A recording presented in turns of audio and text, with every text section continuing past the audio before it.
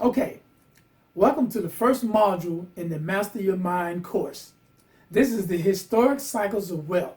Now, the first cycle that we're going to discuss is going to be the agricultural cycle. Find my marker here. No, get another one that's not working. Markers. There we go. Got how to spell. That's not correct. Yeah.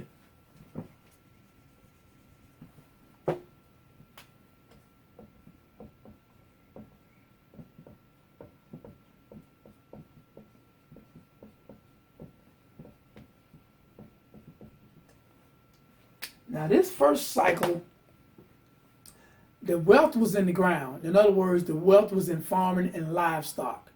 Now most of the major players of this area or this era were land barons, or where we got the term landlords from. Then you had the bishops, the kings, anyone in monarchy, and the monasteries. These are the people that own most of the land. And they had what you call serfs, or either farmers that worked the fields for them. So much of the wealth was in the land. So these were the people who were the wealthiest of the wealthy during that time. Now the next cycle is the industrial age, or industrial cycle.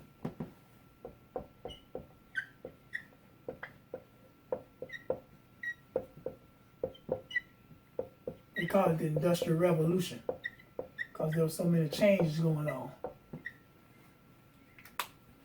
Now during this time, this is when you had the invention of the locomotive, tractors, and the assembly line approach. That means they started making stuff in mass quantity in assembly lines or big giant factories. So a lot of the people came from the farm and moved into the large cities to work in the factories.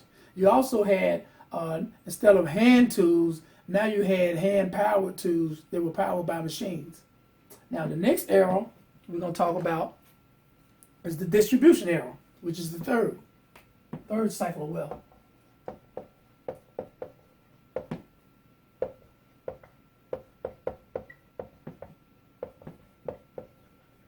Or we can call it the distribution age. You know, we can interchange back with the words, but it really doesn't matter. Now this is the age of coming up with new ways to distribute a lot of product over vast areas. In other words, they perfected their train travel, air travel, and shipping. So now you have a lot of products or big giant stores shipping stuff all over the world. So this was the first step in really becoming a global economy. So you had companies such as Walmart. Walmart was really the first, and we're going to talk about Walmart's wealth once we get into discussing each one of these eras in detail. So that's the distribution age. Next, you got the technology age, or tech age. Age, era. Like I said, those words are interchangeable. Now this is when you got, now IBM was already in existence, but then you had other guys like Bill Gates, and then you got companies like Microsoft, you got Dell, and these companies started coming online, and it was actually the beginning of the internet. But you had computers, everyone started getting computers in their houses, then you started to see the cell phones. So in other words, technology was picking up and speeding everything up. Also, technology also helped to increase or improve the distribution that was already going on. So that was a great era, and a lot of money was made then. Like I said, once we really get into each one of these eras, we're going to break them down and see who were the major players and look at some of the money that was made or some of the wealth that was created during each age. Now the next one, which is the one we're probably in now, is called the Conceptual Age.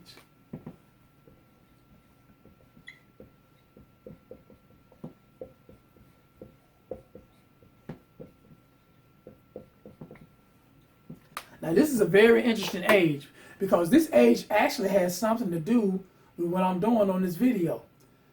You're talking about, they're talking about left and right hemisphere of the brain. Now, the left hemisphere of your brain is the more work-orientated side. The right side is the more creative side. So we're talking about conceptualizing ideals or products that have to do with, I would say, how can I put this? I would say like the whole person. So we're talking about different types of music that will help heal a person, or new types of medicine, and what you call just okay. Perfect example is meditation.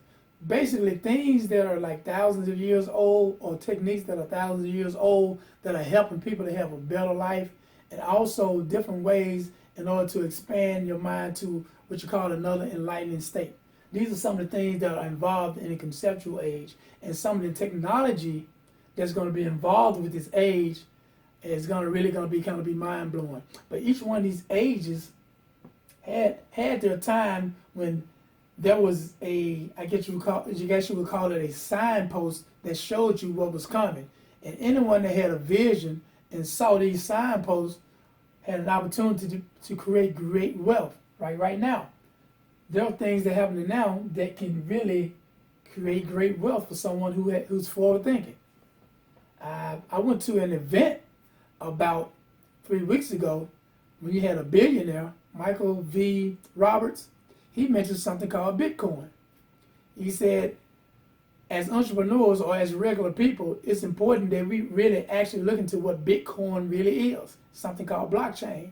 So it piqued my interest. So I'm kind of researching that to see what's happening. He's basically saying that is going to be the new money in the next 20 years. But the way technology is, it may be a lot sooner than that. But I'm going to go ahead and go back, and then we're going to go over each one of these eras and see who are the major players and how they grew their wealth.